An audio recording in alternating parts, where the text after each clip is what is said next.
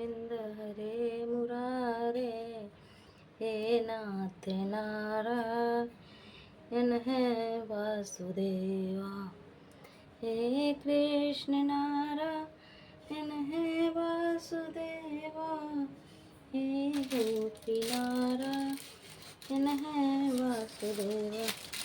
हरे कृष्ण कृष्ण कृष्ण हरे हरे, हरे राम राम राम हरे हरे, हरे कृष्ण कृष्ण कृष्ण हरे हरे, हरे राम राम राम हरे हरे। हरे कृष्ण गोविंद हरे मुरारे, हे नाथ नारायण, हे गोपी नारायण, जय श्री राम।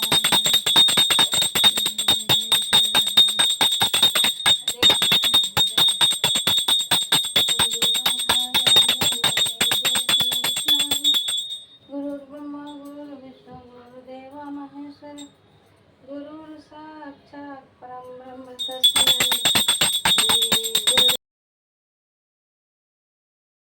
श्री गुरुवे नमः। जय श्री गुरु।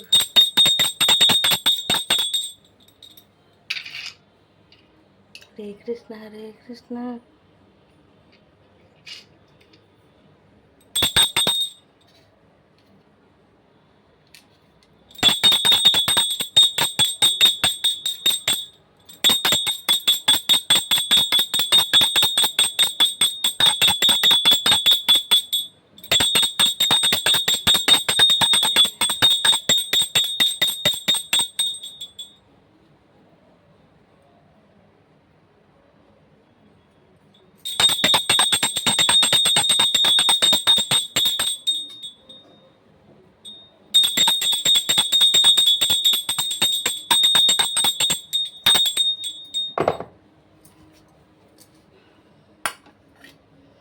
तदस्तु गोविन्दं त्वमेव समर्प्य धूपं दीपं तथा योग्यं नैवेद्यं समर्पयामि, अक्षतां समर्पयामि, दुर्वासनं समर्पयामि, तुलसीदलं समर्पयामि।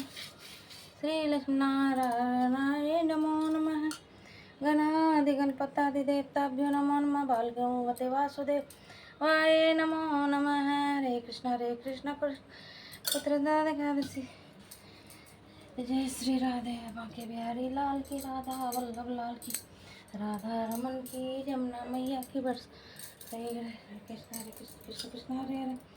जाने कानी जपा पानी पर दक्षिण पदे पदे, जाने कानी जपा पानी पर दक्षिण, जाने कानी जपा पानी पर दक्षिणं पदे पदे, तानि तानि सेवितानि पर दक्षिणं पदे पदे।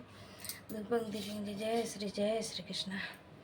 हरे कृष्ण कृष्ण कृष्ण हरे हरे, हरे राम राम राम। जय श्री कृष्ण हरे। जय श्री राधे। सभी को पुत्रदा एकादशी की हार्दिक शुभकामनाएं एवं बधाई। जय श्री राधे।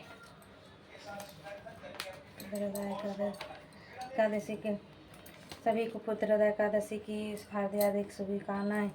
धर्मराज युधिष्ठिर बोले कि हे भगवान, अब आप मुझे श्रावण मास के शुक्ल पक्ष की एकादशी की कथा सुनाइए।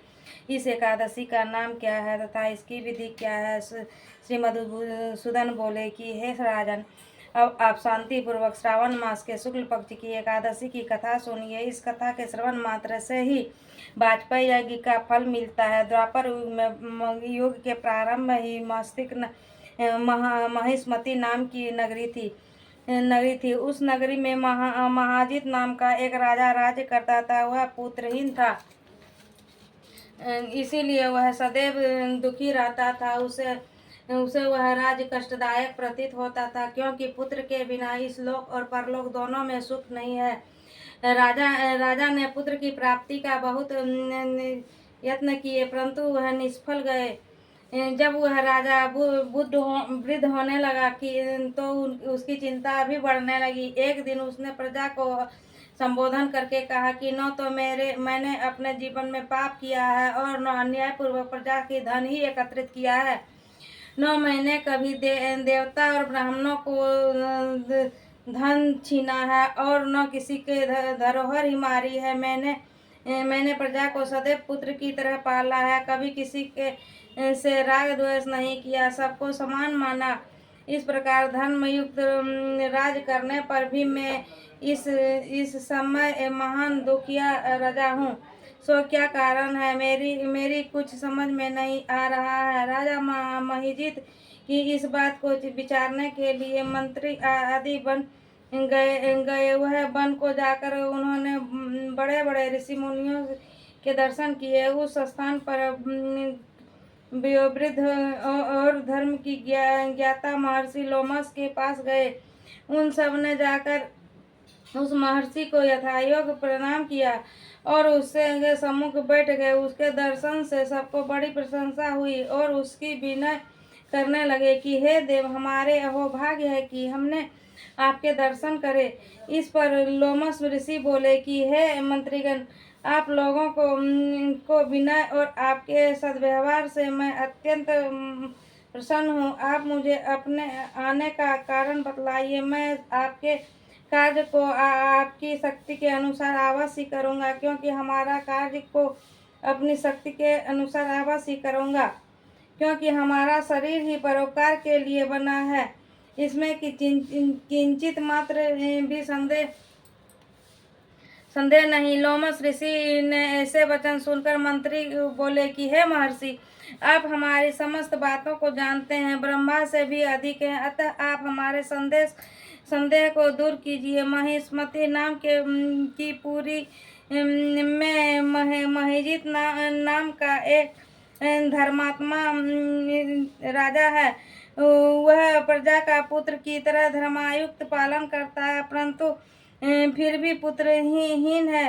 इससे वह अत्यंत दुखी रहता है। हम लोग उस राजा की प्रजा हैं, हम भी उसके दुख से दुखी हो रहे हैं, क्योंकि प्रजा का यह कर्तव्य है कि राजा के सुख माने और दुख को दुख माने। हमने अपने पुत्रहीन होने का अभी तक कारण प्रतीत नहीं हुआ है, इससे हम आपके पास आए हैं। जब से हम अपने दर्शन करे हैं, हमको पूर्ण रूप से विश्वास है कि हमारा कष्ट अवश्य दूर हो जाएगा, क्योंकि महान पुरुषों के दर्शन मात्र से ही प्रत्येक कार्य की सिद्धि हो जाती है। अतः अब आप हमको राजा के पुत्र होने का उपाय बतलाइए। इस पर लोमस ऋषि ने एक क्षण के लिए नेत्र बंद किए और राजा को पूर्व जन्मों का विचार करने लगे। वह विचार करके बोले कि हे श्रेष्ठ पुरुषों, यह राजा पिछले जन्म में अत्यंत निर्लज था और बुरे कर्म किया करता था। वह एक गांव में दूसरे गांव में घूमा करता था। एक बार ज्येष्ठ मास की शुक्ल पक्ष की एकादशी को 2 दिन से भूखा था। दोपहर के समय एक जलाशय पर जल पीने गया। उस स्थान पर एक उसी समय ब्याही हुई गाय जल पी रही थी। राजा ने उसको प्यासी ही भगा दिया और स्वयं जल पीने लगा।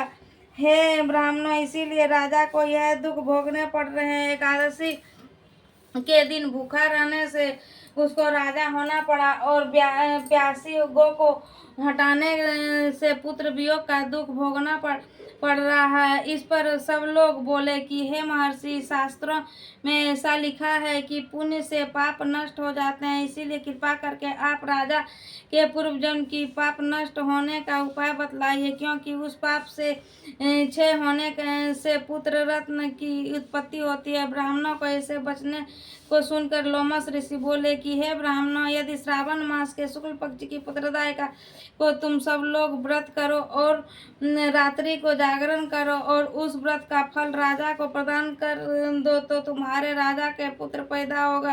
राजा का समस्त दुख नष्ट हो जाएंगे। मंत्रियों सहित समस्त प्रजा महर्षि लोमस ऋषि के वाक्यों को सुनकर प्रसन्नता पूर्वक अपने आने की वापिस आए। उस सब लोगों ने श्रावण मास की शुक्ल पक्ष की पुत्रदा एकादशी को लोमस ऋषि के अनुसार विधि पूर्वक व्रत किया और द्वादशी को उसका फल राजा को दिया।